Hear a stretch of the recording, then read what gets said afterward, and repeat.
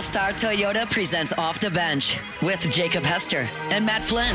Okay, here we go. Where the plays get broken down and science gets denied. Hey, they said I got to come off the bench. Hour 2 of Off the Bench, live from the Mercedes-Benz of Baton Rouge studio, starts now.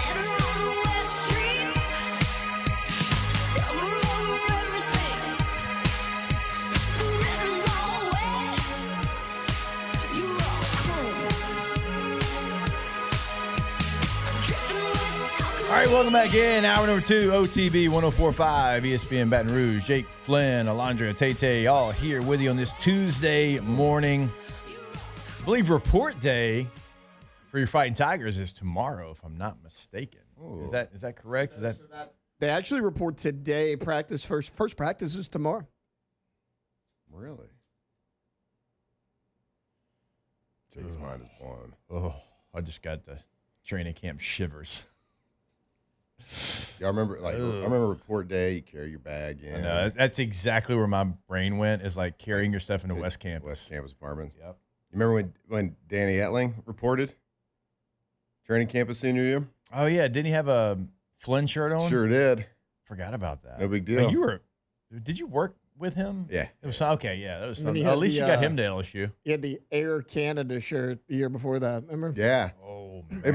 Mine might have been the year. I can't remember who it was. But he was 2 year starters. It was 1 year. Yeah. So he printed. I don't know where you got that shirt from. Is it the one where you holding the crystal ball? I think it was. I have one of those as well. Do you? Where'd you get it? Did G get them for us? I think G got them for us. He didn't get one for me. Yeah.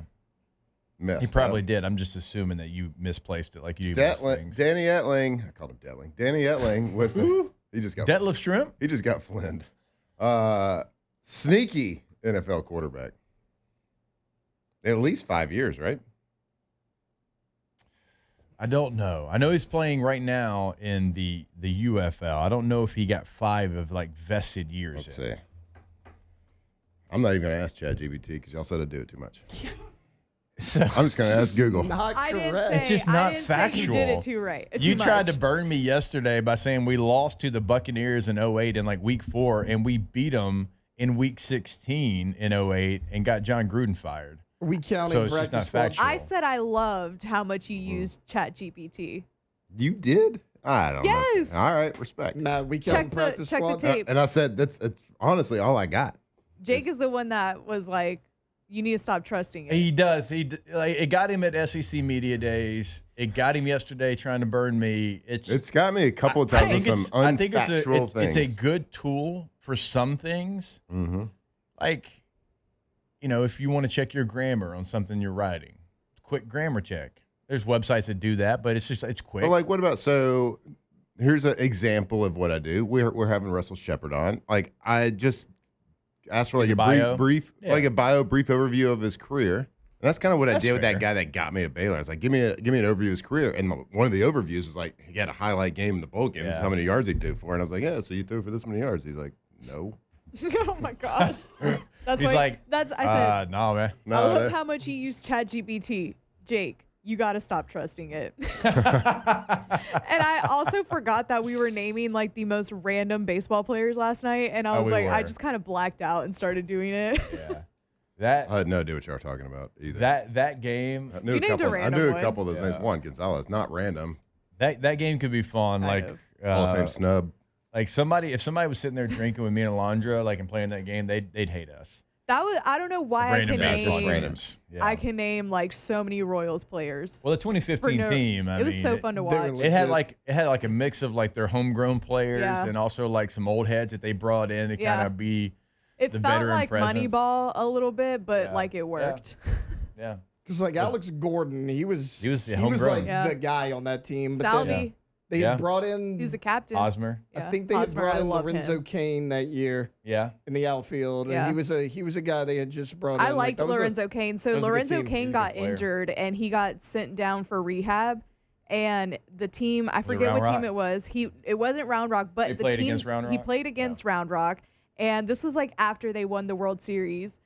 And I went to that game but this was like I was still in high school, so I had a curfew and I had to go home. Yeah. But I was so mad because I wanted to get Lorenzo Cain, a World Series champ, to sign a baseball that I had. Yeah. And I had got his attention, and he told me to wait for him after the game, and he'd sign my ball. Yeah. And I had to leave before the game was over, and I was so mad. I didn't talk to my parents for the rest of the night. Yeah. I was so mad. I loved him. I had an experience like that in a minor league game. Shout out to the Shreveport Captains. They used to be a AA affiliate of the San Francisco Giants. Okay. And the affiliate would come play like one game a year, like the Major League Club to the affiliate. Would play one game a year there. And the San Francisco Giants came, and I think like Kevin Mitchell was on that Giants team, but more importantly, Will Clark was on that team. And I knew Will Clark was from Louisiana, and I knew he wasn't an LSU guy. He went to Mississippi State, but I wanted like Will Clark to sign my baseball so bad, and I finally got his attention. I'm like, Will, I got his attention. I'm like, you sign. He looked at me and turned away. No, that's messed up. Yeah. He came to Guarantee one time, and I met him while he was here, and he was super cool. But I'm not saying he's not. I'm just saying I don't know him at all. But I've heard stuff like, not just from you, but I've heard stuff like that, and I didn't want to ask him to take a picture. Yeah, I mean, but I was new here, so I 8. was definitely not going to ask him. Oh, man. It was a core memory. You don't do it to the kids. A core memory for me, though. That's messed up. 'Cause I just remember when my parents used to talk up Will Clark. So I hit left-handed, and they're like, you need to hit like Will, you need left-handed. I just remember like Will Clark was like big in our house. He's like the only non-Brave that we ever talked about. And then he was coming to Shreveport, and I don't even think he played that day. I think he was just there. I think like he's just like tuning up. And there for a couple of games. Yeah, he was like in the dugout. Now I got his attention, but quickly. Honestly, if he can't sign everybody's autograph.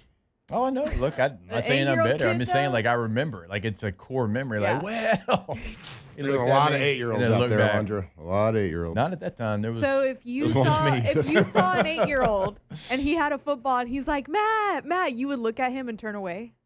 No, Matt would sign it.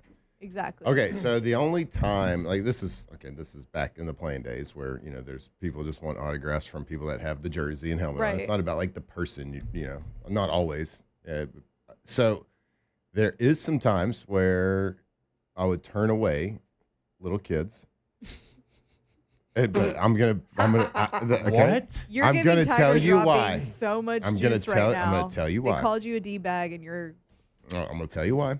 Because everywhere you go, and Jake's gonna attest to this when I bring it up. Okay. Everywhere you go, when you fly to a hotel, where if you stay at your hotel, there is a group of people that find their way around the security barriers, and they're autograph hounds. Yeah. Okay, and they're people that do it for a living. They sell autographs, they sell pictures, and they will try to sneak around and get autographs for the sole purpose of selling them. Right. It's not for a fan. It's not for like to go up on their wall or whatever. And players started getting used to this and figuring it out. And you can spot them. You can tell. You can just tell because they have a notebook of stuff. They have a bag of stuff, and so they started trying to hide. And they try to hide the fact that hide their stuff behind. They would start bringing their wives to go ask for these autographs. And then they started asking their children. Their children were like runners for them. Like they're like, all right, you would see them like back in the back because you would get off the bus and you'd see them. That all right, they'd give their kid a card or a picture or something. Yeah. They'd like, go run and get it. And a kid every kid now and then a kid would come up and be like, wow, is that your dad over there? And you tell them no. I had a hard time doing it, but there was people around me that certainly would.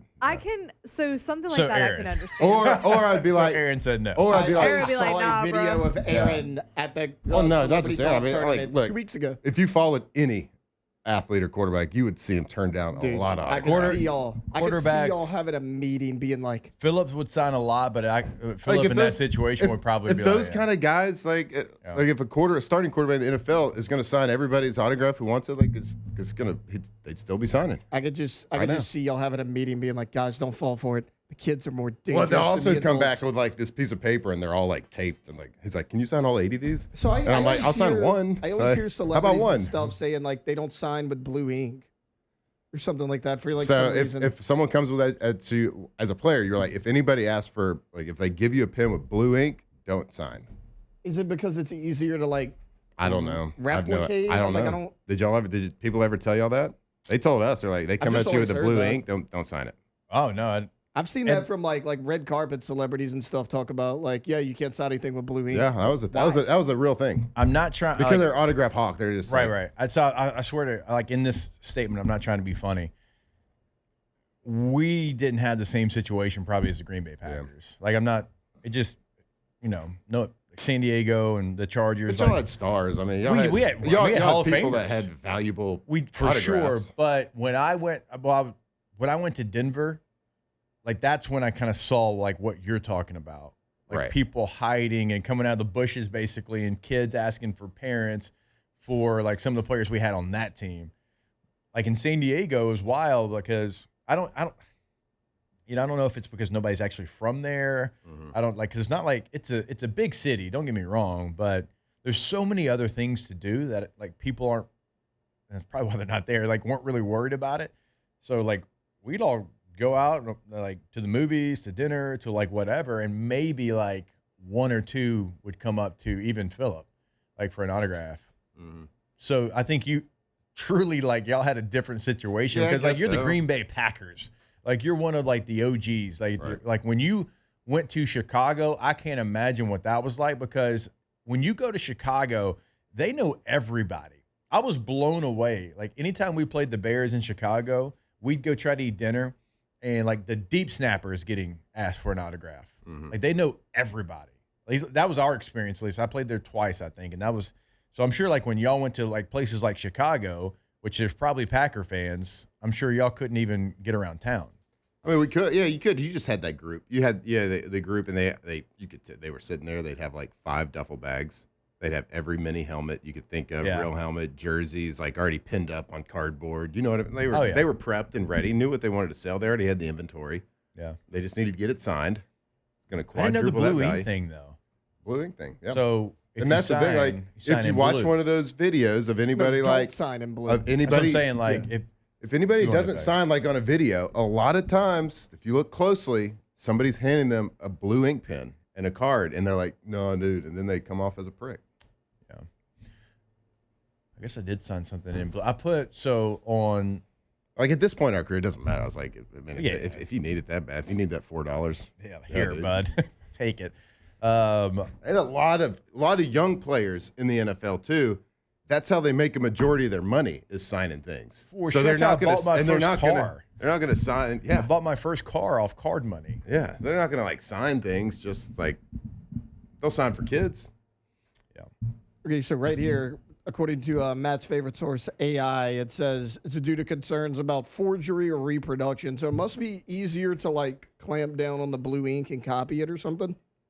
Oh, I don't That's what know. it says. It blows my mind. I had no idea this is a thing. It's easier to reproduce an autograph with blue ink. Oh, blue ink on the Herbie. Blue ink on the Herbie. Blue ink on the Keenan Allen. Okay, I get it. Blue ink on that one too. Okay, cool. All 3 of those are blue ink. Okay, all 5. Yep. I get it. I think it was a national treasure card of mine that I put on our off the break yesterday. Signed by me, blue ink. Yeah. Did you sign that? It says Raider Hater. Did you have a stack of them at your house? No, not. I got a stack of those. Of those that are not signed? Well, on the back of them, on mine at least, they're like impressed. So when I got done playing. They did give me a bag of my cards. Yeah, they got a huge bag, like stacks of my cards. But yeah, like on the back of those paper ones, bag. because those ones are sweet. But on the back, it's like an impression. You can barely, it's like a watermark. It says like a sample on it. Oh, very cool. Mm-hmm. I'm going to just check that out and see. Yeah. So, but if you want an autograph of me that says Raider Hater, because if I sign Chargers, I put Raider Hater, and if I sign LSU, it's Gator Hater. Oh, we got to release our video Alondra cut up for us. Yeah, we do, because she did a nice job, because you rambled. Oh, look, my God. Talked your tongue dry that day. Did I? Probably did. I don't know. It was just... It was bad. No. It was good. No, you can say it. It was good. I think the video came out really well, but you like forgot to put one of the like papers in the pack or something. So I just had to fast forward that part. That was actually you did a good job. We didn't give you a lot to work with. So just to update everybody, we had 5 of our most valuable cards from our collecting days. We've sent them off to PSA to be graded. Yeah, that box was an expensive box. That's a used car box. No, it's not that much. Well, if it gets graded 10s, maybe. Ew. If it gets graded 10s, that is a high school used car. And they're currently being graded right now. They're in the grading process because we did the expedited service. Yeah, and we're going to open them on air without even looking at them. And so if you think the S word is the worst thing that Flynn said, if they get like 9s or 8 9s, I might quit. Oh, well, you might get fired for what you say. Yeah, so I have enjoyed it. And honestly, we might be the autograph first. Yeah, the first day that we started this whole deal with like trading cards was T-Bob's going away party. That's right. That's right. I don't know how you're like because you had been into cards. Because I'd recently started like we got it. Me and my son got into it in March, maybe. Yeah. Just because he had some buddies at school. They had seen some cards, and he had really been into NFL football recently. Yeah. So I took him to a card shop. We opened some cards, and he hit a Lad McConkey card that was worth like $100, and it my ears perked up. I was like, huh? Yeah. Those things are worth stuff. And then started learning a little bit more about it. But then, yes, I remember you would come in here, once every 3 weeks, like you did, and you would talk about it. And I was like, man, that's cool. Like I want to. And so I started to because the only thing I was ever chasing was like the Paul Skeens debut patch, like 1 of 1. Like I bought boxes of those Topps Pro. Trophy. Like I didn't know. I had no idea. Like I didn't know what a refractor was. I didn't know anything. I'm like, oh, that's shiny. That's got to be worth a couple $. But it was T-Bob's party that you did this. It's your fault. Was it? Yeah. Oh. 100%. Because we were saying goodbye to T-Bob, and we're in the corner watching a card break, and your wife was judging us. I literally walked over and was like, are you watching? He's like, I'm not watching a card break. No, you're watching a card break. I hit that one lad that you're getting graded for me in that break. Did you? Yeah. Oh, what a good memory. Yeah. Then at your birthday party, gave you a Jacob Hester PSA graded rookie card out of 25. Only a 9.5. Didn't get a 10. Couldn't splurge for the 10, huh? I didn't have any. Limited. Population 0. Anytime that you got a card and you're in your practice uniform, it lets you know how many you've really got out there. I only had 2 years of cards. First year, second year. There's this card that I got that's got me on it, and it's like 4 other quarterbacks on it, all rookie, like the same age. Yeah. And they were all the top picks, so they were part of the NFL premiere. Flacco, Ryan, Brom. Yeah. And so they all at the rookie premiere, so they all had their game. Yeah. Stuff on. And I had my red practice jersey. And my son's like, "What? Why did you have a practice jersey on, Dad?" Yeah. I'm like, well, that was a 7th round pick. That's all right. You beat that 2nd round pick out. Hell yeah. He's calling plays for which school now, Matt? Is he at Louisville? Yep. Who's the head coach of Louisville? His brother, Jeff. You're really growing. Well, great. I mean, his older brother has one of the greatest sideline interviews of all time. In the arena league or Can XFL? we play that when we come back? Yeah, we'll play that. So Jeff good. Brom, who I think is an incredible head coach. Brian Brom, his brother, who Flynn beat out. He was a 2nd round pick the same year Flynn was a 7th round pick, is the OC there at Louisville. And we'll play one of the best sideline interviews. Also, after that, we will get into a little LSU training camp, and we'll do it right here on OTB. Off the bench. All right, go to PelicanRoof.com. PelicanRoof.com is the website for Pelican Roofing. So many great things you can check out there on the website. You can see what they can do for you at your home, at your business. You can get an idea of what it's going to cost you with that incredible instant roof quote tool. We talk about it every day because I think it's just a great asset to be able to have where you put in your address and it gives you an idea of what that roof is going to cost you. Always remember, too, it's in Lafayette, also in Baton Rouge. It's not just one or the other. They have offices in both, right? So they're not driving back and forth. You're going to get that local service. They're always in the local community in Lafayette, in Baton Rouge. And also you can check out those financing options, PelicanRoof.com. Yeah, it's really customer service that sets them apart. When you hire them to put a new roof on, they will assign a project manager directly to your project and only your project. Call them today. See how they can help. See the Pelican Roof difference. PelicanRoof.com.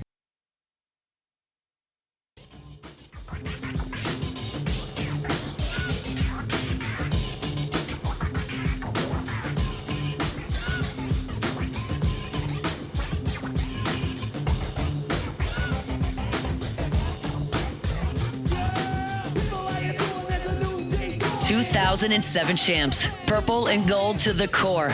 This is Off the Bench with Hester and Flynn, Baton Rouge's go-to for all things Louisiana sports.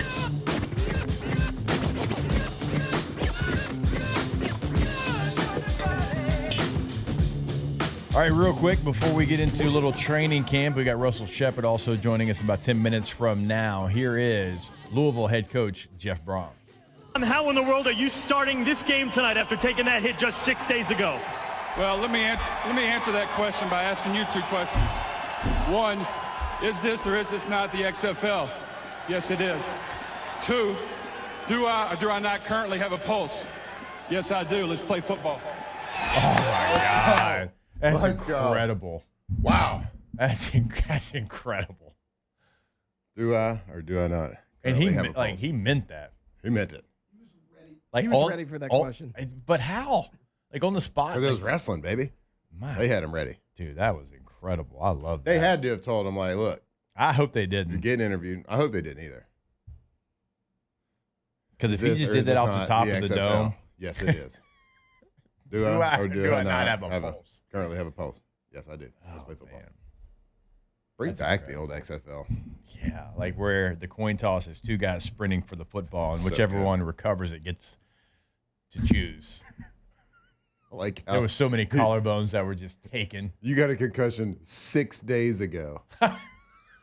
But do I or do I not have a pulse? Let's go. You might. Got a couple brain bruises in there currently. It's okay. I can't believe how much he looks like his brother, too. Good Lord. All right. We mentioned that reporting day is today. Practice actually starts tomorrow for LSU. Super fired up for that. It truly is. Talking season is kind of over. And now with the Saints and LSU both in camp. And I know they practice in the morning, but, Flynn and I are going to head across there at some point and go check out maybe the last couple of periods of practice. I might just leave y'all and just take like a Comrex one day, do the show from over there because, by God, I bet we could. I want to see Brian Kelly's balcony. I bet we could. I want to see inside run. I want to see the inside run drill, 9-on-7. I do too. Because that to me, because of the offensive line, the defensive line, and the running backs, and also the tight ends. Think about what you can learn about LSU if you just go watch a 9-on-7 period. And like, for those listening. Do they have 9-on-7 periods? Yeah. I'm just wondering, do they run the personnel enough? That personnel. I know they have like a run period. Yeah, everybody still has 9-on-7. Yeah, they might call inside it run. Yeah, where the defense is going to be a little bit of an advantage. So if you can run a 9-on-7, it's 9 against 7. That's hence the name. You can do it anywhere. Like safeties in 9-on-7 are like at 6 yards, because they're like there's no threat of a pass. Downhill. I mean, that's practice is supposed to be harder than the game, and 9-on-7 is one of the main definitions of that because it's 9-on-7, and so it's a running period. It's a running drill. You can't throw it. Everybody knows it. The offensive line that's my point. Like I want to see that. Yeah. I want to see the physicality with the offensive line. I want to see who it is, left to right. I want to see the tight end position as well. Okay, because you brought in 2 new tight ends. Trey'Dez Green's going to be an F, but like he's going to have to do some Y things. He's going to have to be an inline blocker sometimes because if he's not, you fall into tendencies. Mm-hmm. Like Caden Durham's fully healthy. Like he had a foot injury, toe injury, basically the entire back half of last year. Was still really good. Like he's still like think about like some of the games that he made some hay in. Like South Carolina game, he probably won you the game as a true freshman. I want to see the young running backs, but like if I could pick one drill to tell me a lot of what I need to know about LSU, I think that is the perfect one because every kind of question mark would be involved in that position. It's always fun to watch too. The safety's involved, but there's no like you're not going to. The offense is never going to look great in that period. You're never going to like break a huge run or anything. But if you do, and the quarterbacks these days, this is a you ready for a back in my day type speech here. They will never understand the hardships that quarterbacks faced in 9-on-7. They will never understand what hardships that y'all face. When y'all you're handed the ball off. When you get up there and you're underneath the center and you're calling a snap count, trying to take a snap from a center in 9-on-7 who is usually getting way lower than he usually would and firing off the ball faster than he normally would because the defensive line is firing off faster because they know it's a run. There's no threat of pass. Yeah. The centers, like, lose their mind. And then not to mention, like, you rotate a lot of people, so you always get, like, the second backup center who's, like, the right tackle or the guard. So, and then if you fumble a snap in 9-on-7, you'll just look dumb, and the head coach loses their mind. So I remember going into 9-on-7s, probably the most, like, nervous of any of the drills that we did in practice. Nervous might not be the right word, but the dread of, like, oh gosh, I gotta, like, take the snaps from these guys. They're gonna be so low. These defensive tackles are gonna, like, hit them, like, as they're snapping the ball. So that's pretty tough on us quarterbacks. Yeah, I mean, I feel so sorry for y'all. How did y'all ever get through that? But the quarterbacks these days, guess what? They don't get it because of 9-on-7. Let me tell you something. Oh, don't you dare go hard, like in 9-on-7. Yeah. Oh, it's on 1. Yeah, it is on 1. If you quick count them, defensive coaches lose their mind. Yeah. If you hard count them, everybody jumps off sides. Everybody's losing their mind. How many times did you hear Jimbo Fisher? Hey, I'm sorry, Bo. Hey, we'll tell Auburn not to go on 2. All right? Sorry, Bo. We'll tell Auburn this way. Hey, don't go on 2. Bo's not ready for it. And then just yapping, ready to throw down. I used to love watching those two go at it. And they loved each other. Like, they did. Like, they hung out, like, on the road and stuff. Like, they go have a cold, like, those two who go have a cold pop. Yep. But during practice, tell Auburn not to go on 2. It's all right. We'll tell Auburn not to go on 2 this week, Bo. Then he picks his ear with his pencil and his eraser. He did. Like, what are you doing? Shout out to Jimbo, though. He actually just got a spot on TV, ACC Network. Shout out. That was me in the NFL. Like, once I got vested to the defensive coordinators and scout team and stuff when I'd run it, like, I would go hard count all the time. I'd audible. I would throw it to the last person they wanted me to throw it to.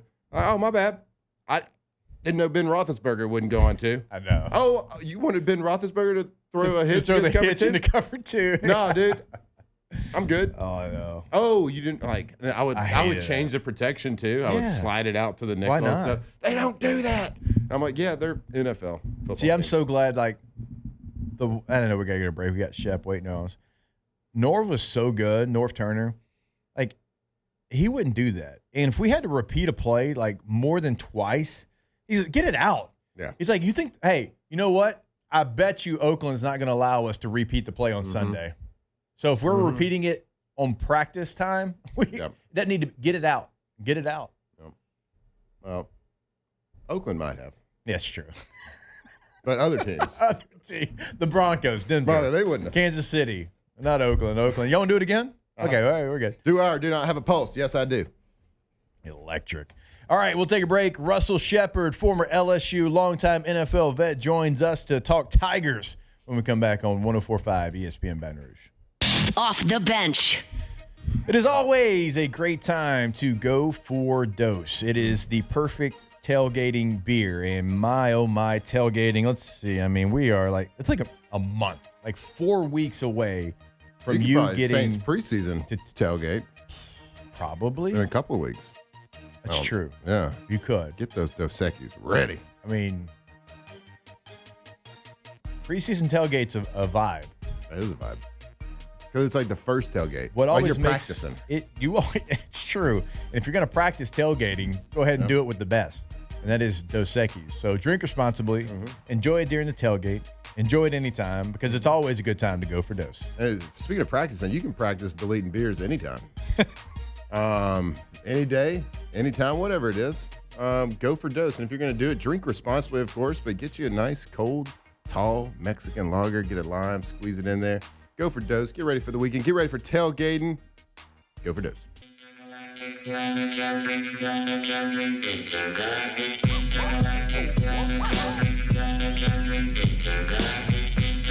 Locked in on LSU football 24/7. You're listening to Off the Bench.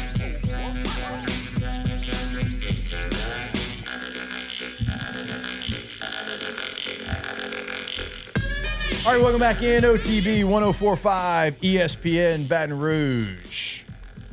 Jake Flynn, Alondra Tate, all here with you. And now we're going to be joined by former LSU longtime NFL receiver Russell Shepard joins the show. Shep, what is up, my man? How you doing? What's going on, brother? Thanks for having me on. Excited to have you on. And today is actually reporting day for the LSU Tigers. Now, we know NFL teams have already reported to training camp. And so, Flynn and I have talked about it, like that reporting day, depending on where you're at in your career, you got a different feel. Like when I say reporting day to Russell Shepard, what do you think of? Butterflies, just kind of, full of energy, just coming off just a good amount of time with the family, kind of working my skills, the off season is just kind of get your juices back going, fall back in love with just the grind. And so when you get to that first day of training camp or reporting day, you kind of like, the build-up. One of the things that we were talking about is like, different times and different years and when you're reporting. Like for you, like once you get to the NFL, right? And, I mean, you had a hell of a career. You lasted a very long time. What was that first one like for you? Because Shep, like you knew what kind of player you were and you were going in undrafted free agent type guy. Like what was your mindset going into that training camp, maybe compared to year 4 or 5 in the NFL? Yeah. So look, so with me, like every player has their different journey and it's a unique journey. All of them are worth it. They're earned. So with me, I was an undrafted free agent to Philly. I was the first, drafted and undrafted class signed to Chip Kelly. So, I had a relationship with Coach Kelly coming out of high school. He recruited me. Yeah. I still ended up, going to LSU. So when he was in a head coaching position with Philly, it made perfect sense for me to go there off of the relationship. So had a great training camp. I was able to play with my all-time favorite player, Michael Vick. He was the quarterback at that point in time with the organization. But we were stacked, man. We had Sean Jackson, Jason Avant, Jeremy Macklin, Riley Cooper, the list goes on. It was a deep room. So I end up, getting waived with final cuts. I made it all the way to the final cuts, the last preseason game. I got waived. And the next day, every NFL team has 24 hours to pick up your rights. So with me, not really knowing kind of, if I was going to end up with somewhere. At that point, I didn't have an agent, so I was just kind of just didn't sleep that night, just not knowing my future. So I get a call from Tommy Moffitt. This actually is the first time I ever told the story. So Coach Moffitt called me about 9:30 that night. I actually just got off the phone with Howie Roseman, the GM for the Philadelphia Eagles, and Howie told me, Russell, unfortunately, man, we had to release you, but we want to bring you in back to practice squad if possible. I said, well, Howie, what do you mean possible? He's like, well, if somebody picks you up, then, you have to go with that team. I said, well, what's the chances you think of me getting claimed, Howie, on the scale of 1 to 10? And, Howie's a good friend of mine. He gave me an opportunity, no shade towards him or that amazing organization, the Eagles, but he told me I had a 3 out of 10. So that was it kind of kicked me in the, stomach, when he told me that. And so when I got off the phone with Howie, just randomly, I get a call from Tommy Moffitt, and Coach Moffitt told me, hey, Butch Davis, who was the former head coach at University of North Carolina, he's a special associate assistant to Greg Schiano.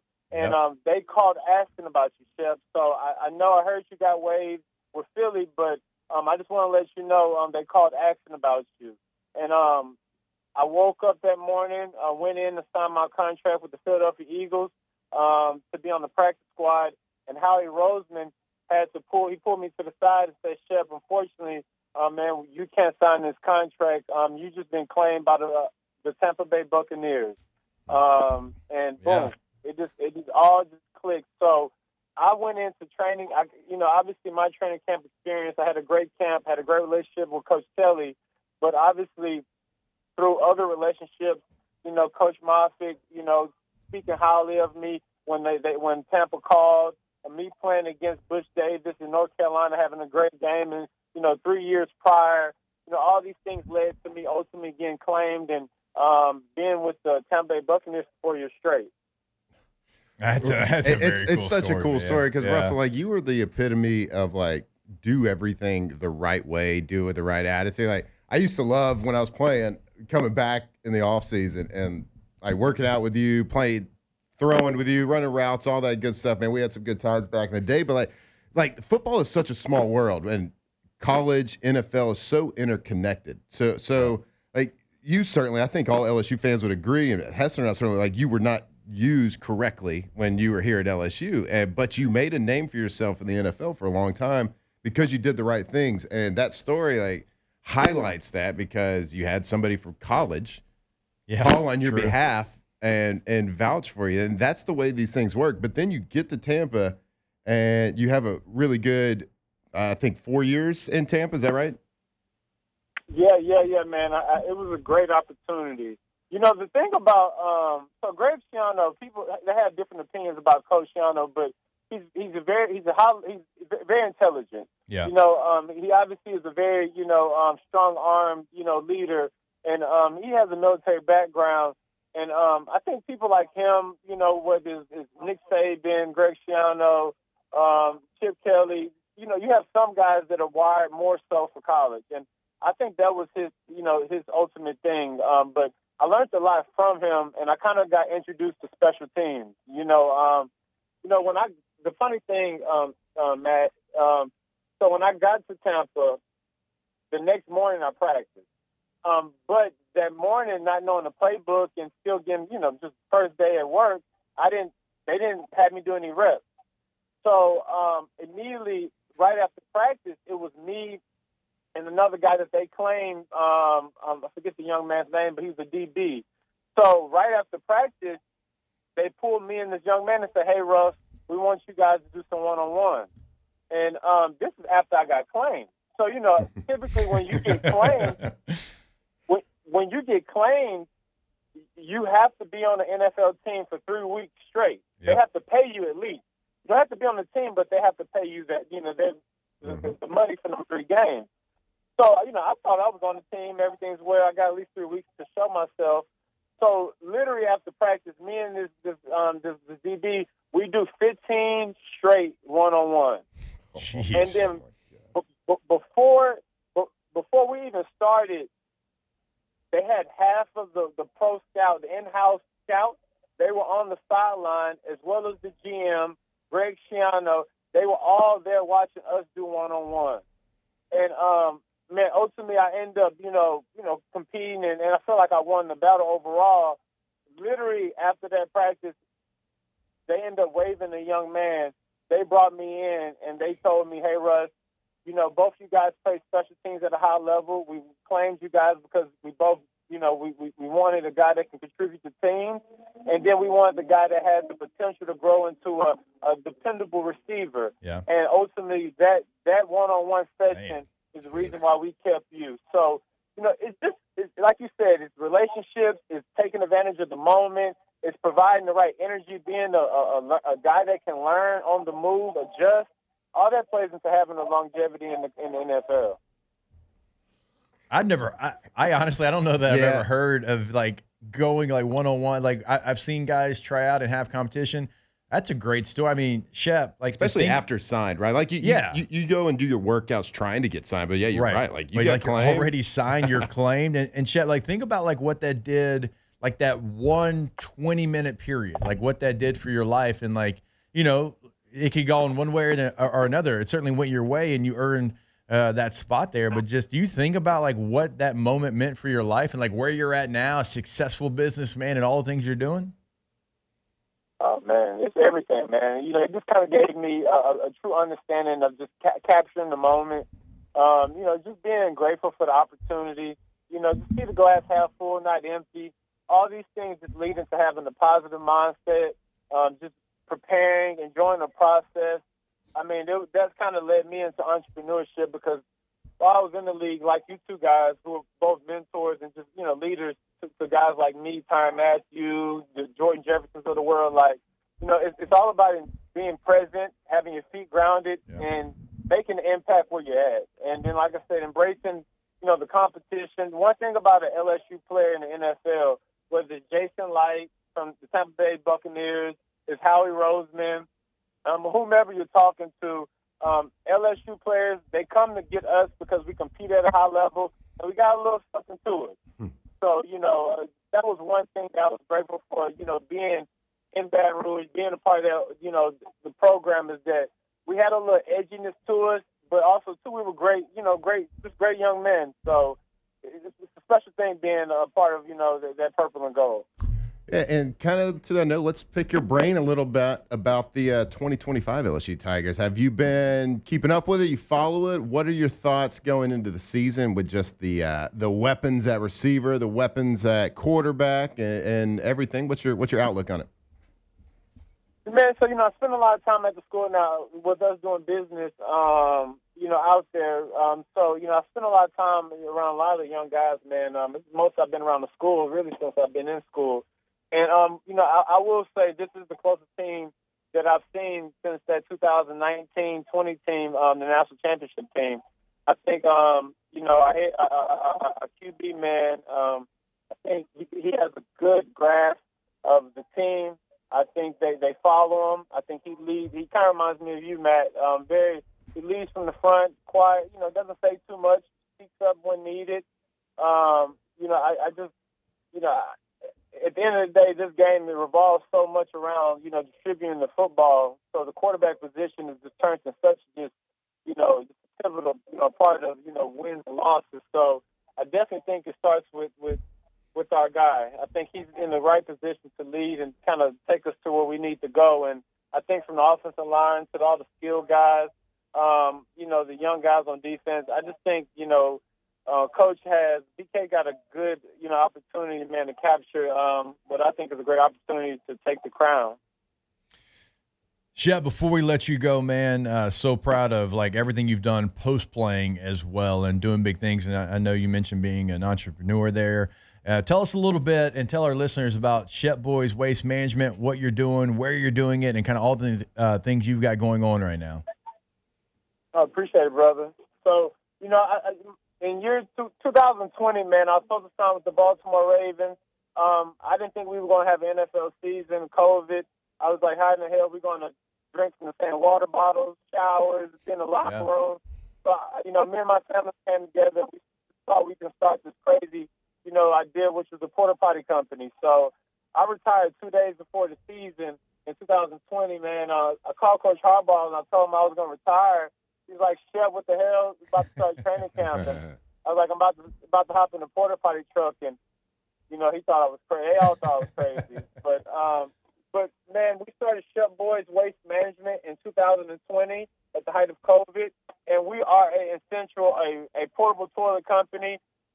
We provide portable toilet wastewater rentals from portable toilets, hand wash stations, waste tanks, water tanks. To this point, we have 2,000 rentable items out throughout South Texas and now South Louisiana. We service both all of construction, industrial facilities.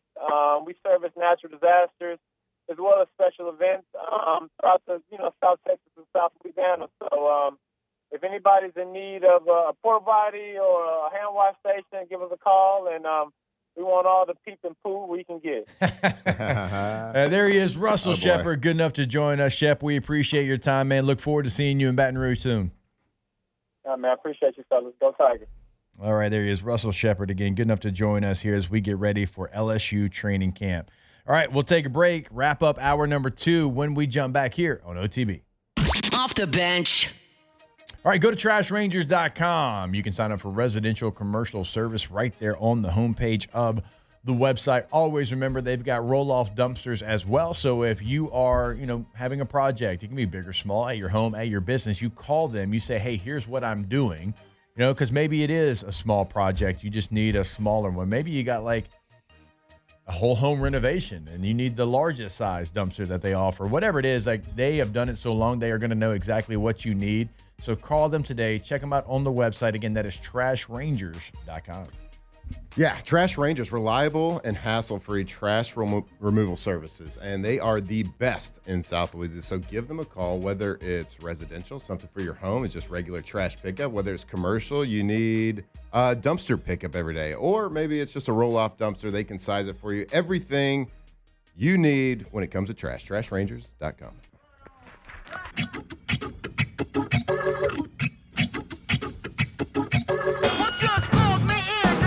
Locked in on LSU football 24/7. You're listening to Off the Bench.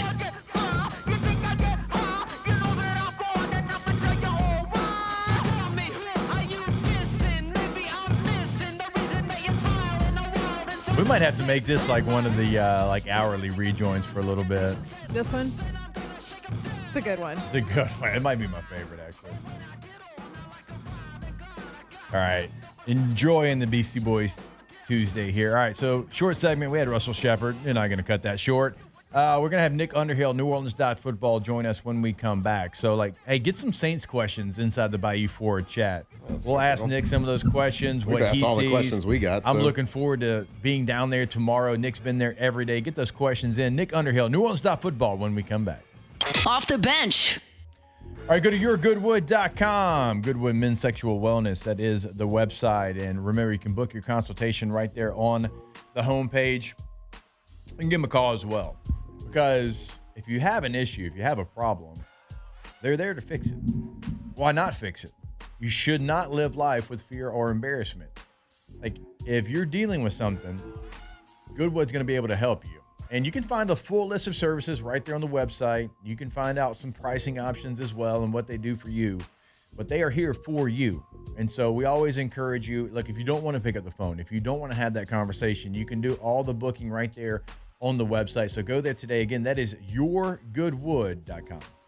Yeah, we're all human, we're all men, and you're not the first person that's never going to have an issue. So they can help you, they can fix it, do it medically with personalized care, state-of-the-art treatment. Go to yourgoodwood.com.